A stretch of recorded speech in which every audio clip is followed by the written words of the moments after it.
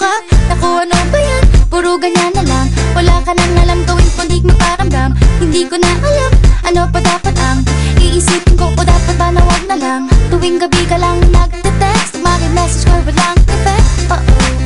Nag-aantay kung ano nang next upang aking utak ay maset. O ano ba nadarama?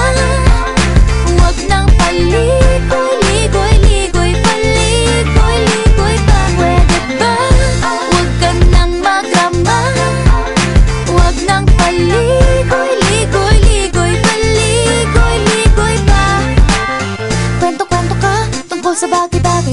Pag-usapan namin natin tayo medyo bagay. Ngunit mabagal ka, di mo maisipin sa bagay. Kunting tiis na lang, malapit na akong magbabay.